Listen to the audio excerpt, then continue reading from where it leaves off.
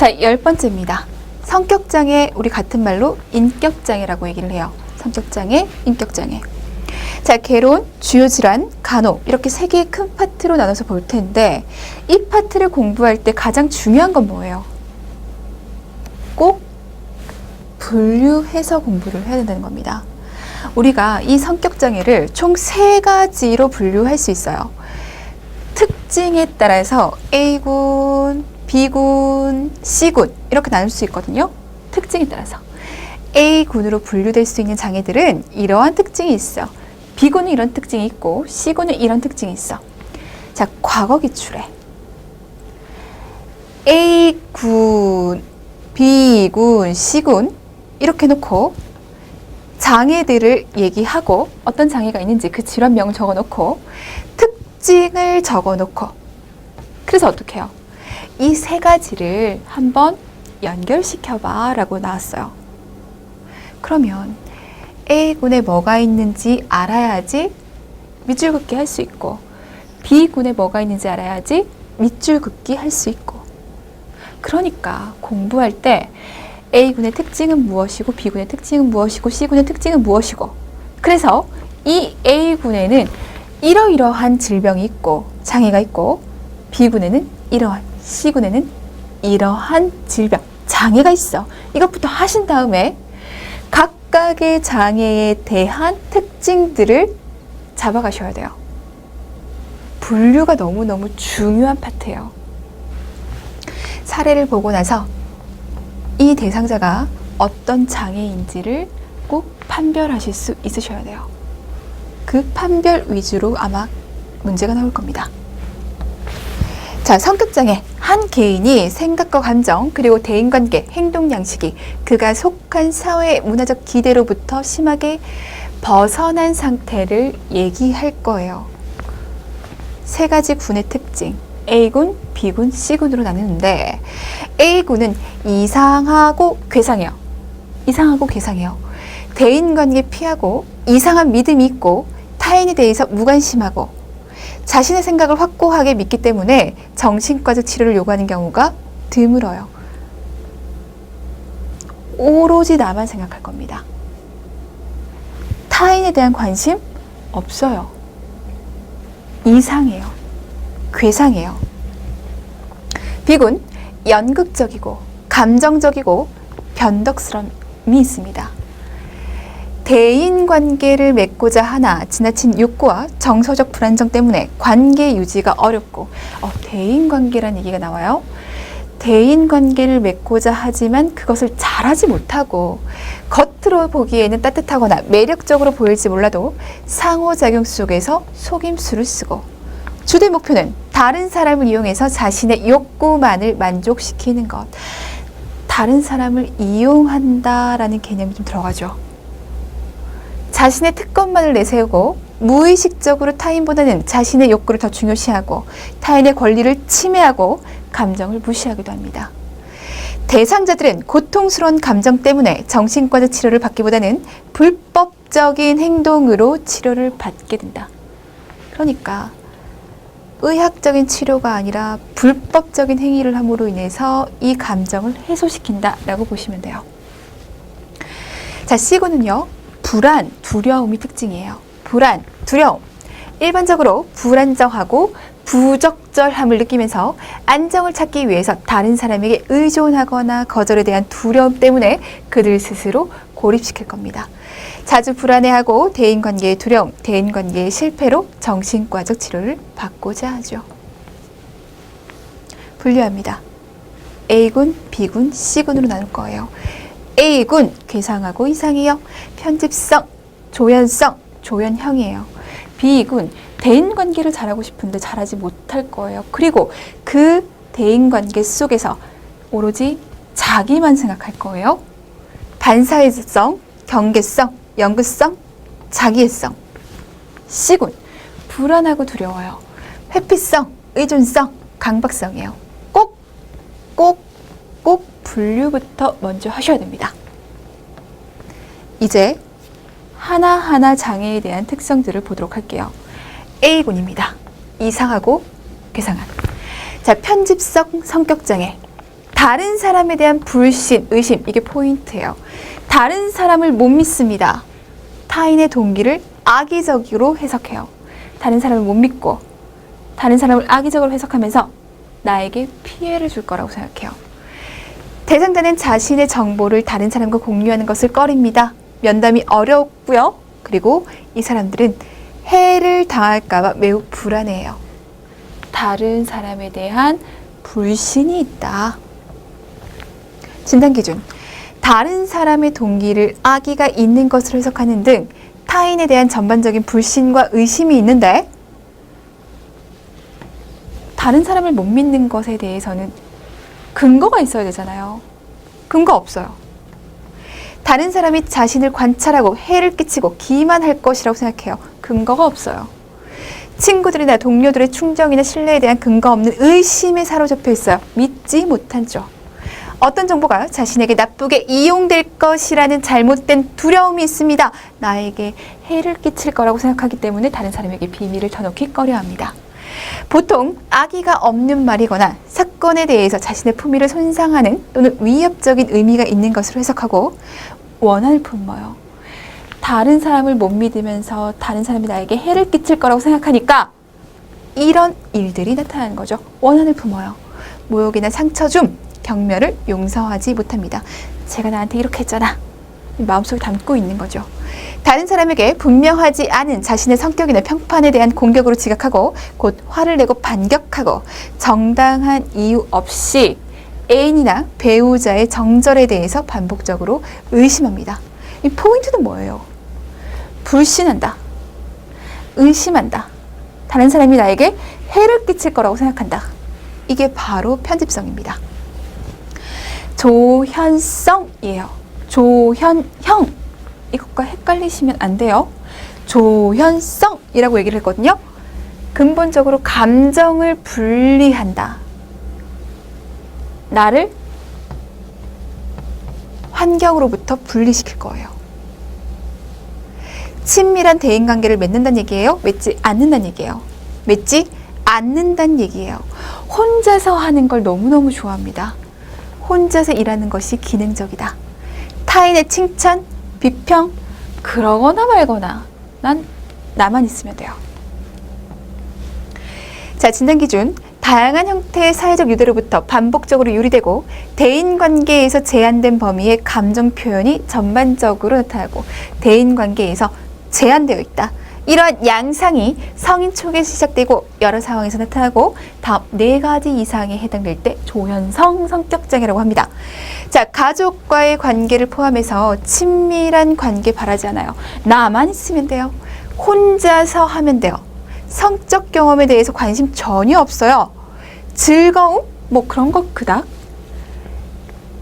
1차 친족 외에 친한 친구가 없고 다른 사람이 나를 어떻게 생각하든 말든 관심 없고 감정적으로 냉담하고 유리돼 있고 단조로운 정도의 표현을 보입니다. 나만 있으면 돼. 대인관계 필요 없어. 그러거나 말거나. 이게 조현성이에요. 조현형으로 가면 우리가 알고 있는 그 조현병 생각하시면 쉬워집니다. 사회적 상호작용의 결함을 보이고 다른 사람과 상호작용하는데 문제가 있어요. 이상한 믿음이 있어요. 대상자들의 모습에 괴상하고 마술적 사고, 지각의 왜곡 등이 나타납니다. 우리 조현병 공부했잖아요. 그들의 말을 이해하기가 힘든데 모호하게 연상하는 것이 성격화되어 있기 때문이다. 일반적인 의사소통에서 암시를 이해하지 못하고 다른 것들을 부적절하게 연관시키고 조현성 성격장애와 대조적으로 사회적 대인관계에서 심한 불안을 느낍니다. 조현성? 상관없었잖아요. 불안 느껴요. 진단기준, 친분관계를 급작스럽게 불편해하고 그럴 능력이 감퇴, 인지지각의 왜곡, 행동의 괴이성, 이것으로 구별되는 사회적 대인관계의 결함. 성인 초기에 시작되고 여러 상황에서 나타나고 5가지로 나타난다. 관계사고, 행동에 영향을 주며 소문화권의 기준에 맞지 않는 이상한 믿음이나 마술적 사고가 있다. 신체 착각을 포함한 이상한 지각을 혐오한다. 착각이나 이상한 지각? 환각이 있다는 거죠. 이상한 생각이나 말을 하고 의심하고 편집성 사고도 있고 부적절하고 제한되어 있으며 기이하고 편향되어 있고 괴이한 행동이나 외모, 1차 친족 외에 친한 친구나 측근이 없고 완전히 조연성처럼 다른 사람에게 관심이 없어서라기보다는 이 대인관계를 잘 하지 못하고 그 사이에서 불안을 느끼기 때문이에요. 친하다고 해서 불안이 감소하지 않고 자신에 대한 부정적 판단보다는 편집증적인 공포와 관계되어 있는 과도한 사회적 불안을 가지고 있습니다. 자, 이제 B군으로 넘어가 보도록 할게요. 반사회적 성격장애. 대인관계가 안 될 겁니다, 아마. 반복되는 불법행위. 타인을 무시. 불법행위를 하면서 타인을 무시해요. 대인관계 안 되잖아요. 어린 시절 품행장애의 병력이 있고 피해를 입힌 사람에게 대해서 양심의 가책을 못 느낍니다. 내가 잘못했다는 것을 인지하지 못해요. 무책임해요. 거짓말을 잘해요. 예측 가능한 결과를 보는 통찰력이 발달되었지 않기 때문에 파괴적이고 불법적인 행동을 할 거예요. 무책임하고 거짓말을 잘하고 타인을 무시하고 타인에게 피해를 입히고 그럼에도 불구하고 그것이 왜 잘못됐는지를 알지 못하고 15세 이후에 시작되고 다음과 같은 다른 사람의 권리를 무시하는 행동 양상이 있습니다. 체포의 이유가 되는 행위, 이 불법행위잖아요. 불법행위를 반복하는 것과 같은 법적 행동에 관련된 사회적 규범에 맞추지 못하고 거짓말을 하고 가짜 이름을 사용하고 자신의 이익이나 쾌락을 위해서 타인을 속이고 그러니까 다른 사람에게 계속적으로 피해를 주고 있죠. 충동적이고 미리 계획을 세우지 못해요. 미래를 내다볼 수 있는 능력이 없습니다. 신체적 싸움이나 폭력 등이 반복됨으로써 나타나는 불안정성, 공격성. 자신이나 타인의 안전을 무시합니다. 일정한 직업 갖지 못하거나 이런 성격이 어떻게 직업을 가질 수 있겠어요. 당연히 해야 할 재정적 의무를 책임감 있게 다하지 못하는 지속적인 무책임성을 가지고 있습니다. 다른 사람을 해하거나 학대하거나 훔치거나 그럼에도 불구하고 아무렇지 않고 양심의 가책이 없습니다. 최소 18세 이상, 15세 이전에는 품행장애가 시작된 증거가 있고 반사회적 행동은 조현병, 양극성 장애의 경과 중에만 발생하지 않는다. 조현병이나 양극성 장애 하나의 작은 증상으로 나타나는 것이 아니라는 거예요. 오로지 얘만 생각하시면 돼요. 반사회성. B군의 두 번째는 경계성이에요. 주된 특징은 정서, 정체성, 대인관계에서 불안정성이에요. 버림받는 느낌을 피하기 위해서 필사적으로 대인관계를 맺으려고 합니다. 강한 욕구, 충동적인 행동으로 인해서 종종 타인과 멀어지고 분열의 방어 기전을 자주 사용하고 그래서 원만한 대인관계를 잘 맺지를 못해요. 진단 기준, 대인관계 자아상, 정동의 불안정성, 현저한 충동성이 광범위한 형태로 성인기 초기에 시작되게 되고 여러 상황에서 나타나고 다음 중 5가지를 충족합니다. 실제 혹은 상상 속에서 버림받지 않기 위해서 노력할 거예요. 대인관계에 문제가 있죠. 과대 이상화와 과소평가의 극단 사이를 반복합니다. 지금 극단이라고 했어요. 경계라고 생각하시면 돼요. 극단 사이의 경계, 중간이 없고 과대 이상화, 과소평가, 중간 없이 경계를 두고 반복하는 것 이렇게 생각하시면 쉽죠. 불안정하고요. 격렬한 대인관계 양상을 띱니다. 자, 정체성 장애, 자기의 이미지, 자신에 대한 느낌의 현저하고 지속적인 불안정성, 극적으로 왔다 갔다 했잖아요. 자신을 손상할 가능성이 있는 최소한 2가지 이상의 경우에서 충동성을 가지고 반복적 자살행동, 제스처, 위협, 자해행동이 있고 현저한 기분의 반응성으로 인해서 정동의 불안정성이 있고 만성적인 공허함, 제대로 된 대인관계를 맺지 못해요. 그러면서 불안정해요. 공허함, 부적절하고 심하게 화를 내거나 화를 조절하지 못하고 일시적이고 스트레스와 연관된 피해적 사고, 심한 해리 증상이 나타납니다. 연극성 성격장애, 히스테리성 성격장애라고 얘기를 해요. 내가 이 연극의 주인공이 되고 싶어 합니다. 주목받고 싶어요. 충동적, 낭만적, 관심을 끌기 위해서 유혹적이고 자극적인 행동을 보일 거예요. 상대방이 압도당하는 느낌을 받고 무감각한 반응을 보이므로 대인관계는 오래 유지될 수가 없습니다.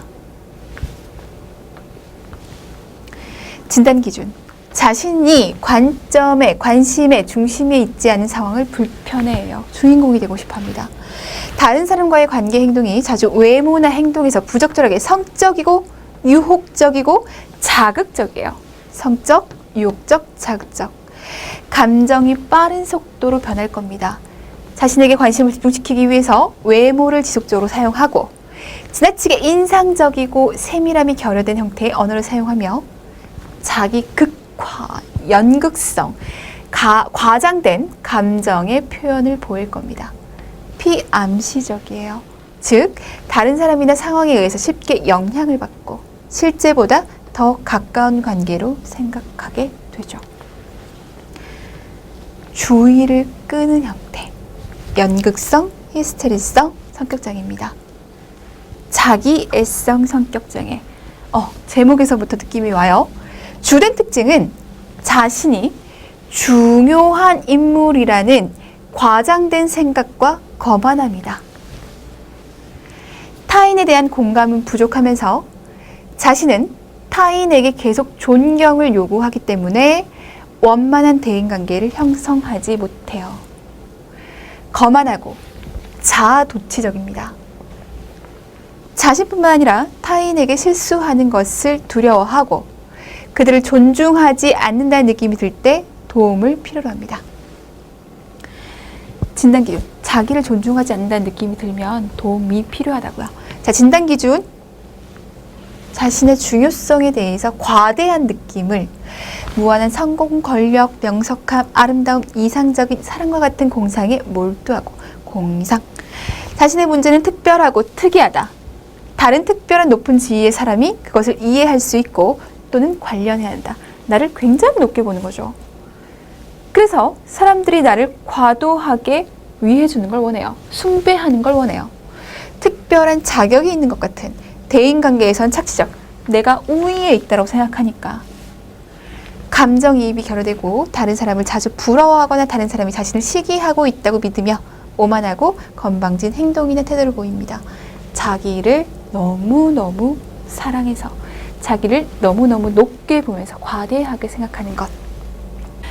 자, C군 첫 번째 회피성 성격장애입니다. 불안해요. 굉장히 불안하다. 이것을 특징으로 할 겁니다. 자, 회피성 성격장애 주된 특징은 대인관계의 접촉이 필요한 모든 상황에서 회피하고 사회적 억압을 하는 것입니다. 왜? 두려워서, 불안해서. 대상자들은 대인관계가 친밀해지기를 원하긴 하지만 거절에 대한 두려움에 대해서 과민 반응을 보일 거예요. 낮은 자존감, 자가간혹 결여, 내성적이거나 어리석은 것처럼 보이고 집단에서는 자주 학대를 당하고 의존적인 방법으로 집착하게 됩니다. 자, 비판이나 거절, 인정받지 못함 등 때문에 의미 있는 대인 접촉이 관련되어 있는 직업적 활동을 회피하게 되고 피하게 되고 자신을 좋아한다는 확신 없이는 사람들과의 관계를 회피하고 지금 회피에 계속적으로 포인트를 맞추고 있죠. 수치를 당하거나 놀림받는 이런 두려움 때문에 친근한 대인관계 이내로 자신을 제한합니다. 대인관계를 할 때 진짜 친한 사람들끼리만 할 겁니다. 사회적 상황에서 비판의 대상이 되거나 거절되는 것에 대해서 집착하게 되고 부적절감으로 인해서 새로운 대인관계 상황에서 제한될 겁니다.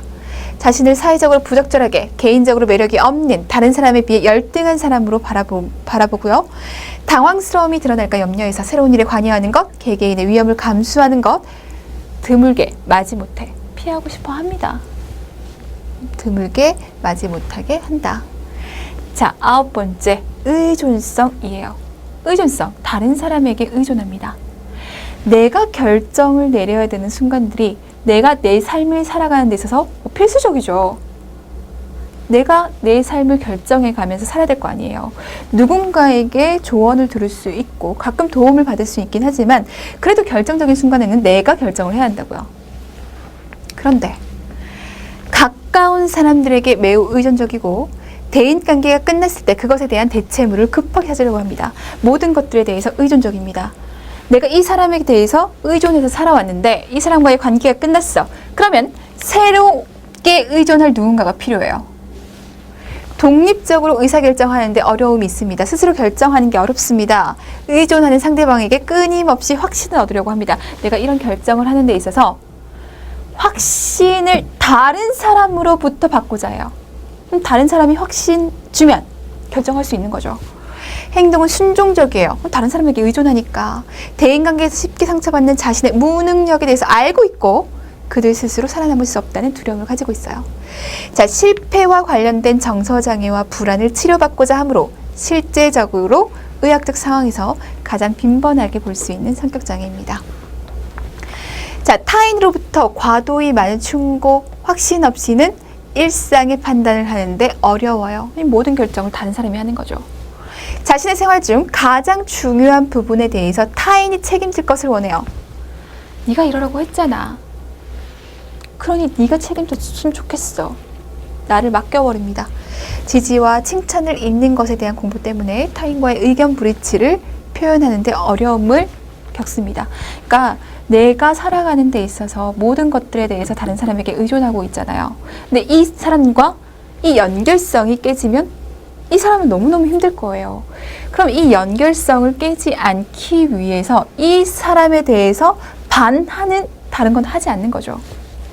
의견 불일치 표현하지 않습니다.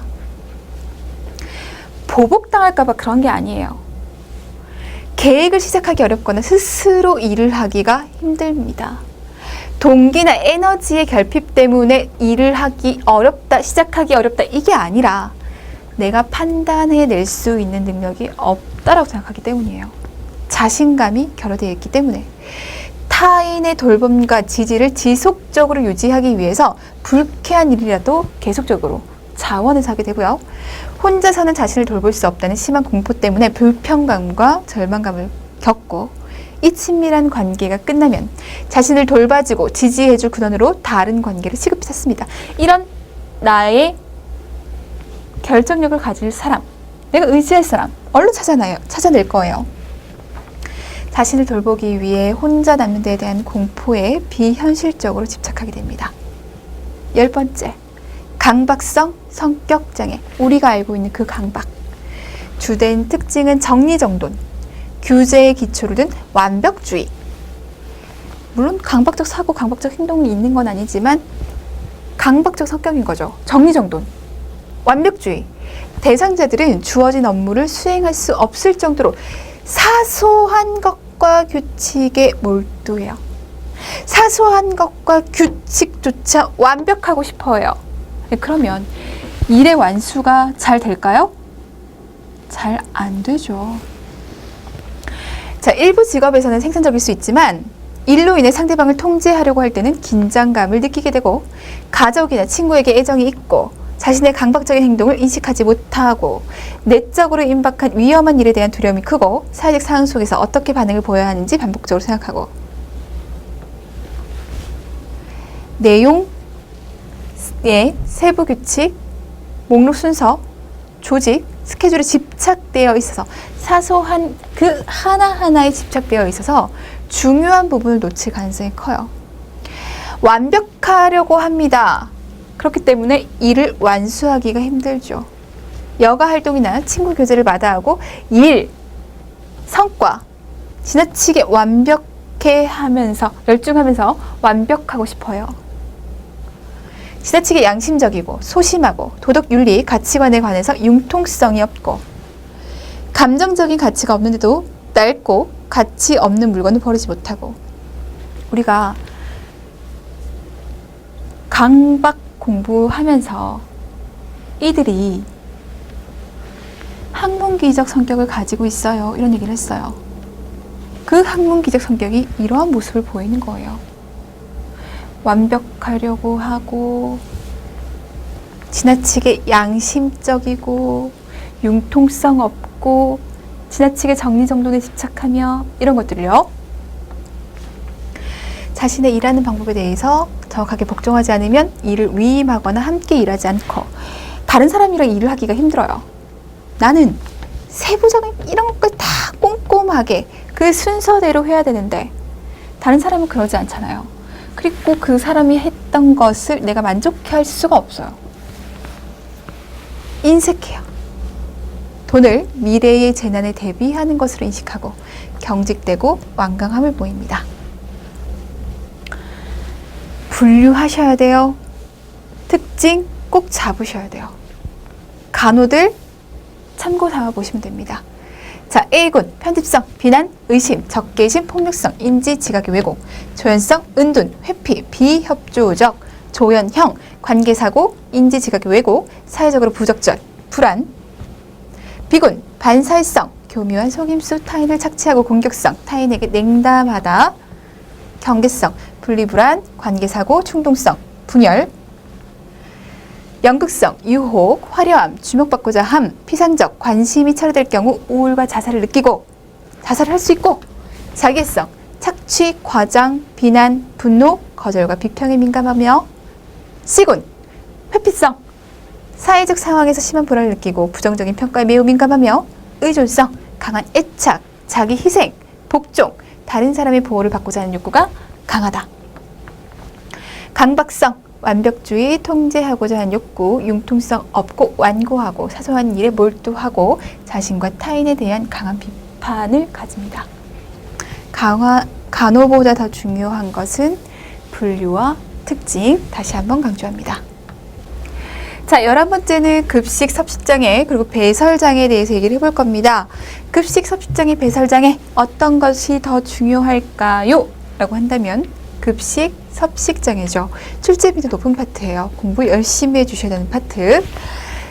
이 급식 섭식장애에는 이식증, 되새김장애, 회피성, 제한성, 음식 섭취장애, 신경성 식욕불인증, 신경성 폭식증, 폭식장애가 있는데요. 가장 중요한 건요, 얘 둘이죠. 그 다음에 중요한 건 얘죠. 얘는 꼭 알고 가셔야 됩니다. 특징들 봐주시면 돼요.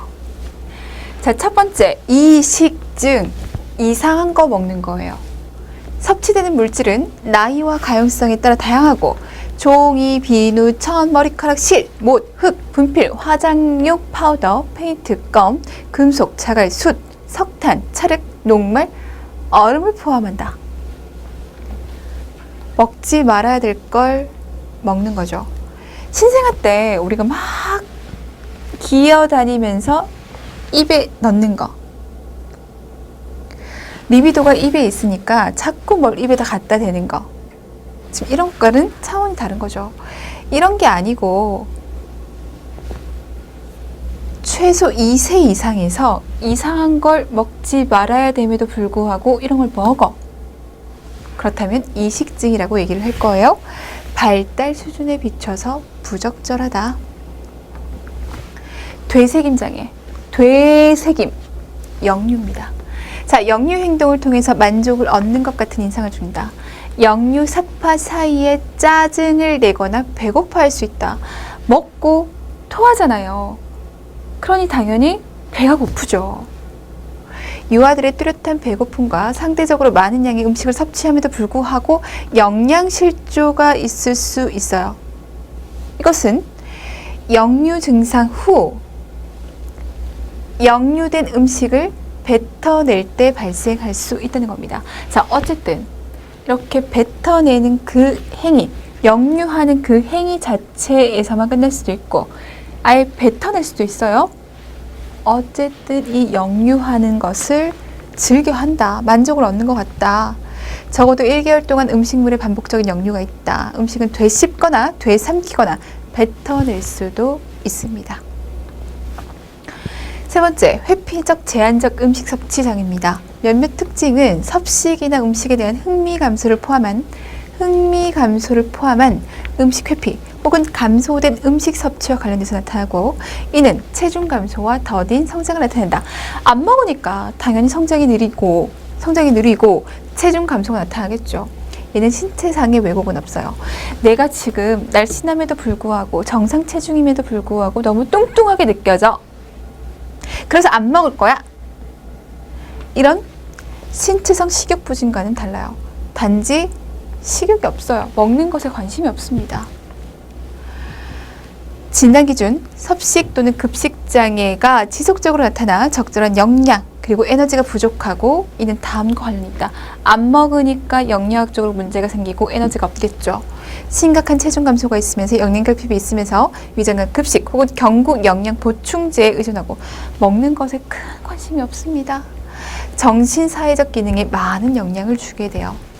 장애는 구할 수 있는 음식이 없거나 문화적으로 허용되는 처벌 관행으로 인한 것으로 더 잘 설명되지 않고 섭식장애는 신경성 식욕부진증이나 신경성 폭신증의 경과 중 나타나는 것이 아니며 체중이나 체형에 관한 장애의 근거가 없어야 합니다.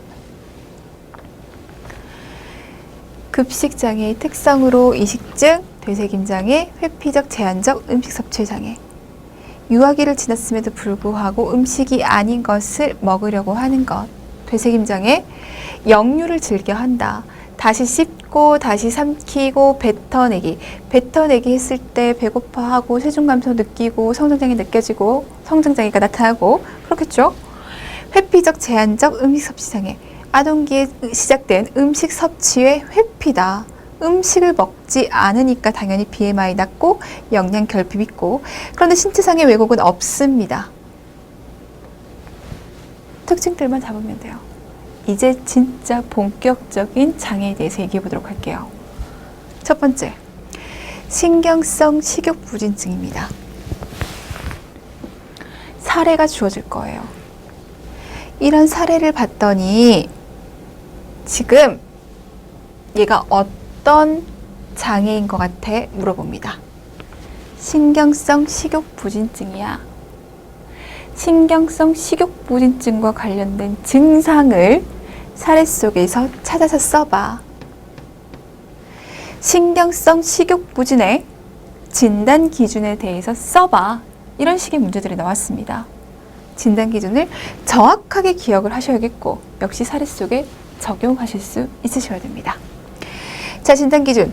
필요한 양에 비해 지나치게 음식물을 섭취하는 것을 제한한다. 부진이에요. 음식 섭취 제한. 연령, 성별 발달 과정과 신체적인 건강 수준에 비해 현저하게 저체중을 유발하게 된다. 음식 섭취 제한하니까. 현저한 저체중은 최소한의 정상 수준보다 체중이 덜 나가는 것으로 정의되고 아동과 청소년의 경우 해당 발달 단계에서 기대되는 최소한의 체중보다 체중이 적게 나가는 것을 의미한다. 저체중에 대한 얘기를 하고 있습니다. 체중이 증가되거나 비만이 되는 것에 대한 극심한 두려움을 가지고 있어요. 체중 증가를 막기 위한 지속적인 행위가 있습니다. 포인트 잡으셔야죠.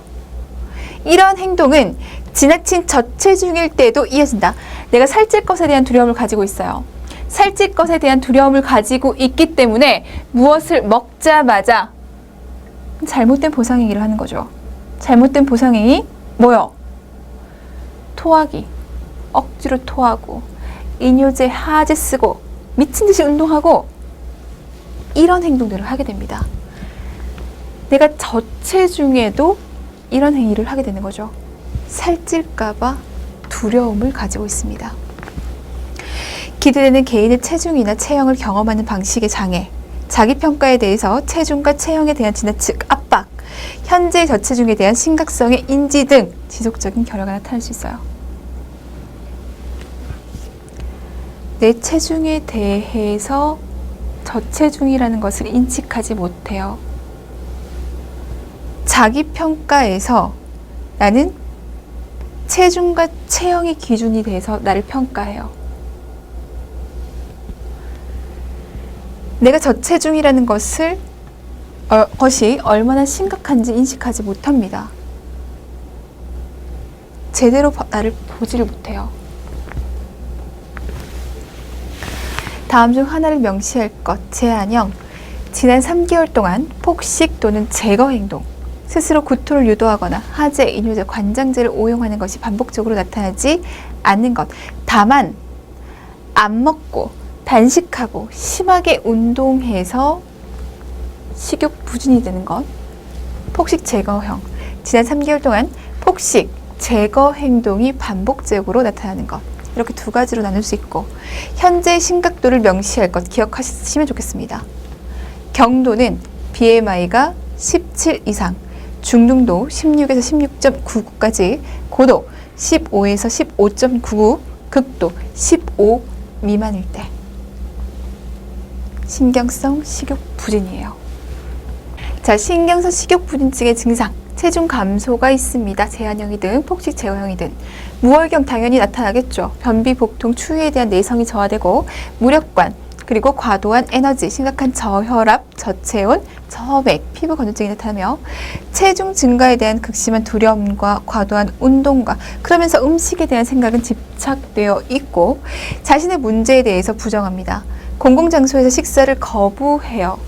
요리법이나 타인을 위한 요리에 몰두하고, 내가 요리를 해서 먹지 않고 다른 사람을 먹임으로 인해서 내가 대리만족하는 거죠. 숨기거나 버리고 소량의 음식을 오랫동안 먹고 고지식하며 완벽주의적인 성향을 가지고 있습니다.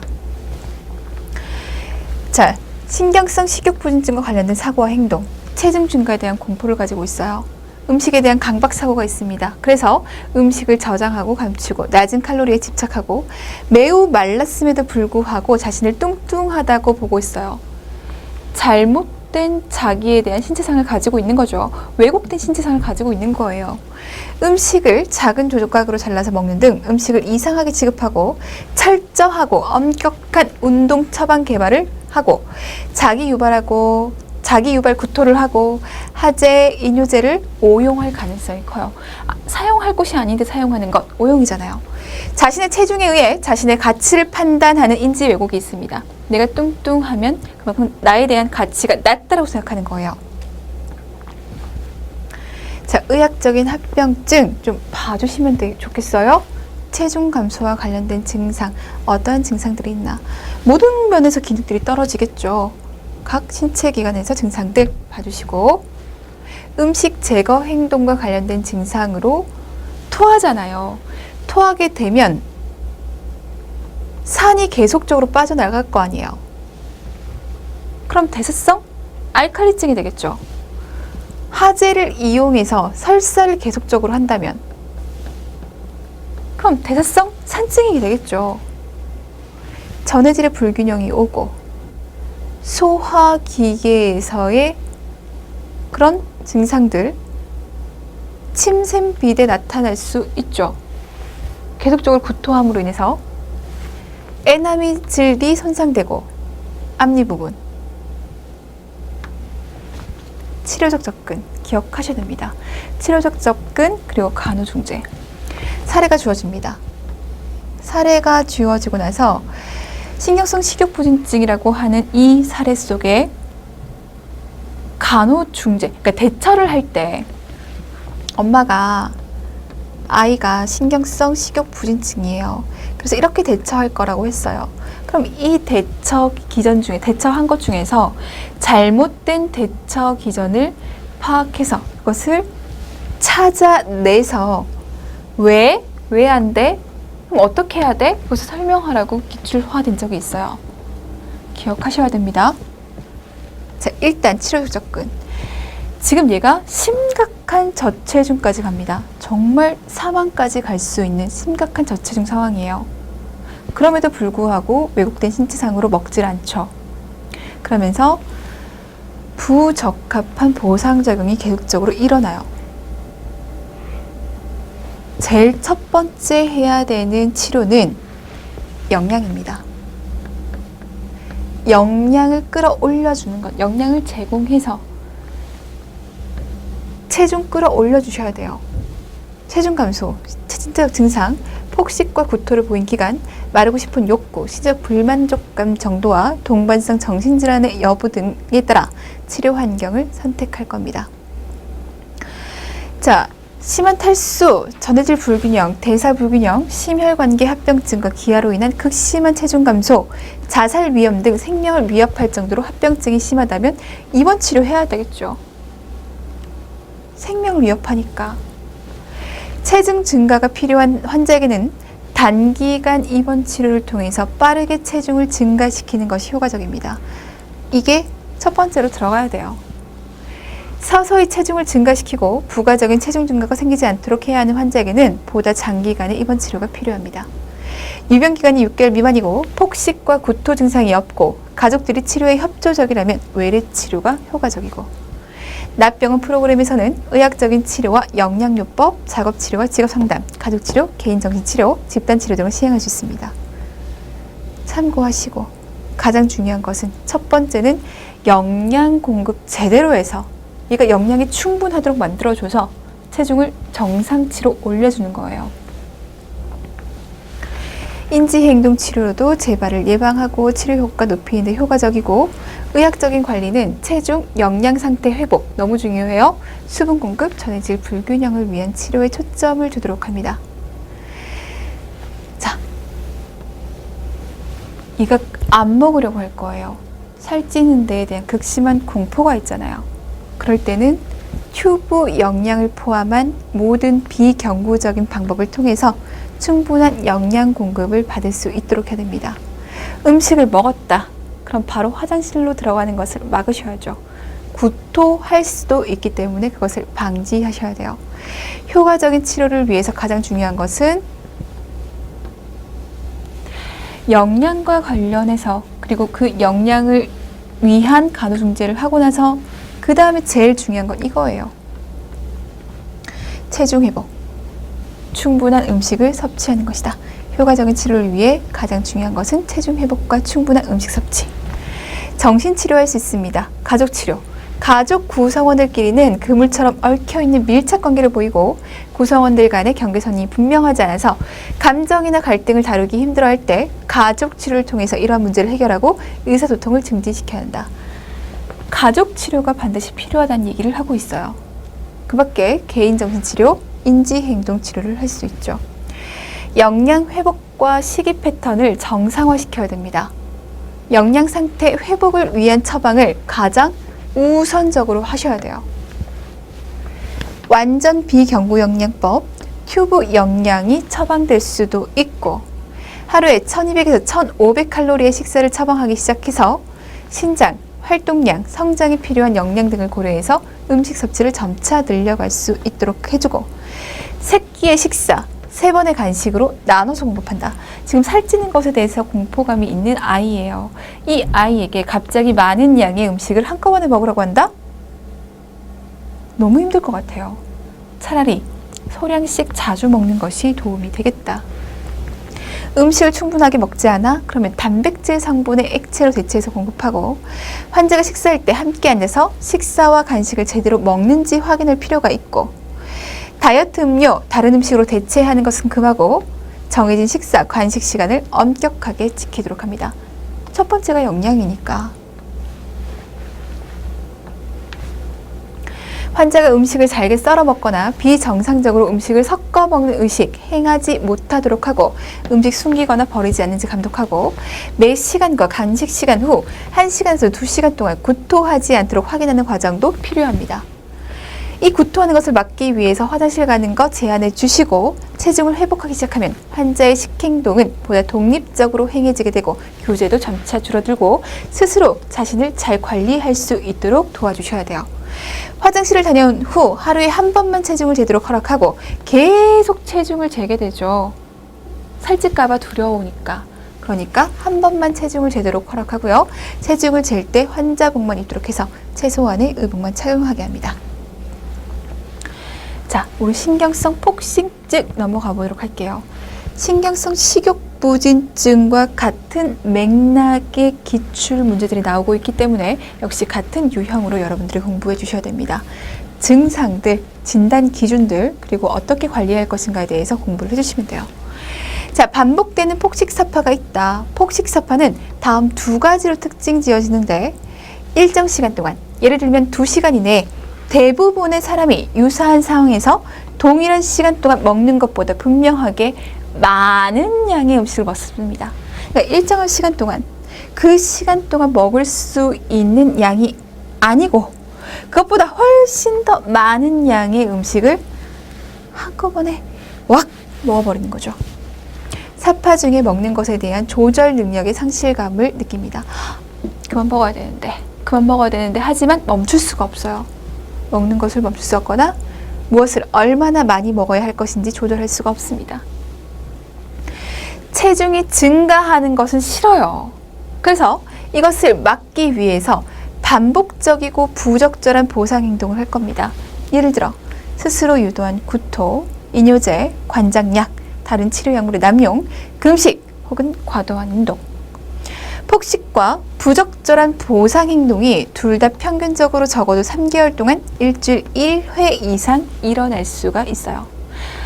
짧은 시간 안에 그만큼 먹지 못할 양, 그보다 훨씬 더 많은 양을 한꺼번에 확 먹고 그 다음에는 부적절한 보상 행동을 하고 이게 반복적으로 이루어지고 있죠. 체형과 체중이 자기 평가에 과도하게 영향을 미칩니다.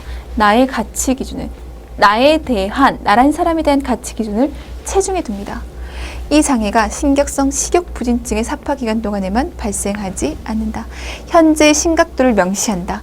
심각도의 최저 수준은 부적절한 보상 행동의 빈도에 기반하고 있는데 경도 평균적으로 일주일에 1에서 3회, 중등도 평균적으로 일주일에 4에서 7회, 고도 8에서 13회, 그리고 극도 평균적으로 일주일에 14회 이상의 부적절한 보상 행동의 사파가 있다. 그 심각도까지 기억을 좀 해둘게요. 임상 증상과 원인. 정상이거나 정상보다 약간 낮을 것이다. 왜냐면요. 이거 하니까. 충치 치해 침식이 있습니다. 왜? 구토하니까. 이하선, 침샘물 부종이 있죠. 증가된 혈청 아밀라제 수준으로 인해서 자극받을 거예요. 계속. 위가 팽창되고 파열될 거예요. 짧은 시간 안에 엄청나게 많은 양의 음식을 먹어서. 손에 굳은 살, 상흔, 머슬 사인이 나타날 겁니다. 뭐 했다는 거예요? 구토했다는 거예요. 손가락을 집어넣어서 구토함으로 인해서 이 부분에 계속 치아가 닿게 되죠. 그래서 굳은 살이 생기는 겁니다. 반동체액, 특히 이뇨제를 사용한 경우 말초 부종이 나타날 수 있고 전해질 불균형에 의해서 근육 사약이 나타날 수 있으며 음식 제거, 구토, 하재, 이뇨제 사용으로 인해서 비정상적인 검사 수치들을 보일 거예요. 전해질의 불균형, 저칼륨혈증, 저나트륨혈증. 전해질의 불균형으로 인해서 사망까지 할 수 있어요. 심혈관계 이상으로 나타나고요. 구토체 중독으로 인해서 심부전이 나타날 수 있습니다. 자, 행동 특성. 폭식은 흔히 다이어트를 하는 도중이나 다이어트하는 직후에 다이어트를 하면서 정말 음식량을 줄이죠. 음식량을 극소량으로 줄이다가 그 이후에 갑자기 음식에 대한 집착이 빵 하고 터져서 폭식이 나타나는 거예요. 폭식과 구토 사파 사이에는 먹는 것을 절제하고 샐러드 같은 저칼로리 음식을 선택하게 됩니다. 이렇게 식사를 절제하는 것은 또다시 폭식과 구토 사파를 일으키고 악순환, 계속적으로 반복되게 되죠. 기분은 대체 불안정이에요. 구토를 통해서 기분이 너무 안 좋아지거든요. 폭식을 통해서 기분이 너무 안 좋아지거든요. 식사나 다이어트 행동에 따라 변화할 수 있습니다. 폭식, 구토했을 때는 불안, 우울, 조절감 상실. 난 왜 이렇게 의지가 부족해? 미쳤어. 내가 그렇게나 많이 먹다니. 그러면서 구토하면서 기분 좋지 않고 자신이 정한 나쁜 음식, 기름진 음식 먹지 않고 참아내고 운동 정말 열심히 하고 이러면서 성취했다는 기분 좋음을 느끼고 근데 이게 결국은 얘를 가지고 오게 되죠. 폭식과 구토에 대해서 수치심을 가지고 병적이라고 인식하지만 스스로 행동을 통제하기는 힘듭니다. 식행동을 다른 사람에게 철저하게 숨기려 하고 내가 폭식을 통해서 토한다는 것을 다른 사람에게 알리고 싶지 않죠. 자동차나 책상 서랍, 집 안 여기저기에 먹을 것을 몰래 숨겨놔요.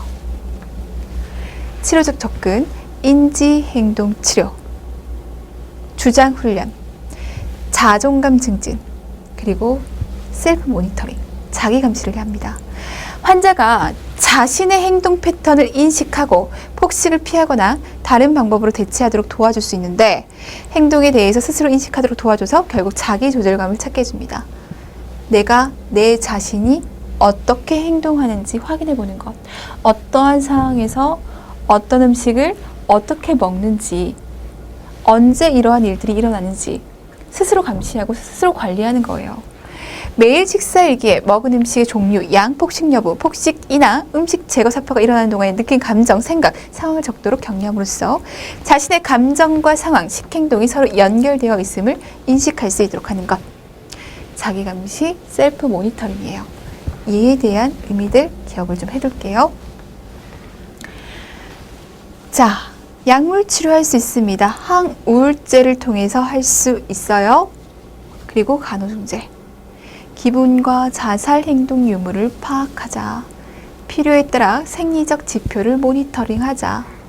몸무게, 당연히 시기와 관련된 거니까 해야겠고요. 기능적, 장애적 사고 한번 보고, 비판적인 재분석은 왜곡된 생각이나 자동적 행동을 없애거나 통제하도록 할 수 있고, 단식은 폭식 행동의 지속과 이 사이클로 이어질 수 있다는 사실을 환자에게 인식시켜줍니다. 이 사이클은 식사 제한, 허기, 폭식, 제거 행동으로 나타나게 되고 수치심과 사이클이 반복적으로 이어질 수 있어요. 음식을 버리거나 제거를 방지하기 위해서 식사 동안, 식사 후에 환자를 감시하도록 합니다. 환자의 인식을 평가절하하거나 자극하지 않고 체형에 대한 과대평가된 환자의 생각을 인정하도록 합니다. 잘못된 신체상을 가지고 있습니다. 환자에게 생각과 감정에 대한 일지를 쓰도록 합니다. 이 일지는 불합리한 생각과 확인하는 정보를 제공할 수 있고, 섭식장애 행동 유발 요인을 확인할 수 있고, 왜곡된 신념과 생각을 재구성하는 것은 더 건강 행동으로 이어질 수가 있어요. 6번째는 폭식장애입니다. 자, 섭식장애 중에 가장 빈도가 높은 유형. 폭식장애 대상자는 스트레스를 경험한 후 폭식사파를 반복하는 것. 왠지 신경성 폭식증과 비슷해 보이죠? 근데 다른 차이점을 가지고 있습니다. 자, 반복되는 폭식사파가 있어. 일정한 시간 동안 엄청 많은 양의 음식을 먹어. 먹는 동안 내가 조절하고 있다는 느낌도 들지 않아. 평소보다 급하게 먹고, 배가 부를 때까지 먹고, 배가 고프지 않음에도 먹고, 내가 얼마나 먹었는지 부끄러운 느낌이 들고, 그래서 혼자 먹게 되고, 폭식한 다음에는 스스로에 대한 역겨운 느낌, 우울감. 자, 폭식으로 인한 현저한 고통이 있다고 여겨지면서 최소 3개월 동안 일주일 1회 이상 발생하는데, 자, 신경성 폭식증이랑 너무 비슷하죠. 그럼에도 불구하고 큰 차이점을 가지고 있습니다. 그 큰 차이점이 뭐예요? 얘는 부적절한 보상 행동과 연관되어 있지 않다. 부적절한 보상 행동은 나타나지 않는다는 겁니다. 여기 꼭 포인트를 두셔야 돼요. 증상, 다이어트 하고 있어요. 폭식 있어요. 조절력을 상실해요. 너무 빠르게 먹고 배가 불러서 불편할 때까지 먹고 조절이 안 된다는 얘기. 고프지 않아도 먹어. 수치심 때문에 혼자 먹어. 폭식 후 혐오감, 죄의식, 우울감 있어. 주로 비만한 경우가 많아요. 많이 먹고 폭식을 하고 나서 보상적인 행동이 일어나지 않으니 비만한 경우가 많아요.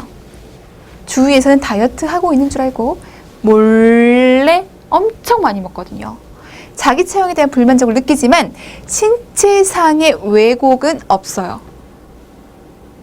되게 사춘기나 20대 초반에 시작하고 대부분 다이어트를 하면서 체중 감소 직후에 발생하고 신체상의 왜곡이 없다는 것도 포인트를 주셔야 됩니다.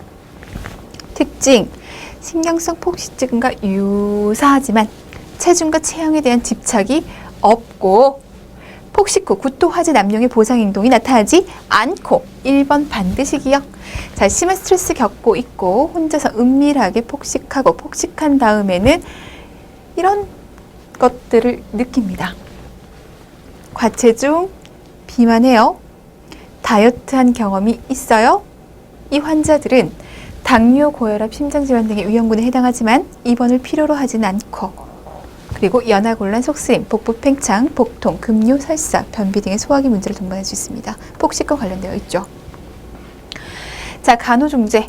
기분과 심리 사회적 요인을 사정하고 다학제적 팀으로 치료 목적을 결정한 다음에 상담하고 심리 사회적 치료를 제공할 수 있으면 되겠습니다. 자, 배설장애입니다. 아동기나 청소년기에 흔히 진단되는 배설장애는 대소변을 가릴 만한 충분한 나이가 되었음에도 불구하고 이 발달 과정에서 지금쯤이면 대소변 가려야 해요.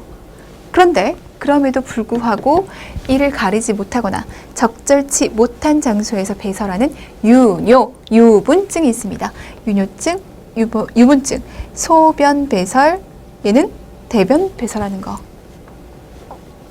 자, 유뇨증, 침구, 옷의 불수의적이든 의도적이든 반복적으로 소변을 보는 것, 3개월 동안 주 2회 이상의 빈도, 적어도 5세 이상. 그래야 발달적 과업에서 훨씬 더 올라온 거니까. 야간형, 주간형, 주야간형 복합. 유분증, 부적절한 장소에서 불수의적이든 의도적이든 반복적으로 대변을 보는 것, 3개월 동안 월 1회 이상. 생활 연령이 적어도 4세 이상. 소변 가리는 거, 대변 가리는 거. 대변을 먼저 가리게 되죠. 밤에 소변 가리는 걸 힘들어하면서 대변 가리는 것보다 훨씬 더 늦게 완성이 되죠. 그래서 5세 이상, 4세 이상이에요. 자, 유형, 변비 유형, 범람 변실금과 함께 일어나는 유형, 변비와 난 변심금 없이 일어나는 유형, 이렇게 나눠볼 수 있습니다. 간단하게 개념만 기억하시면 돼요. 자, 이 파트에서 가장 중요한 것은 신경성 식욕부진증, 신경성 폭식증. 이 부분은 기출빈도가 굉장히 높기 때문에 꼼꼼하게 공부를 하시고, 그리고 신경성 폭식증과 그리고 폭식증과의 차이점은 반드시 짚고 가셔야 됩니다. 정리하셔야 돼요.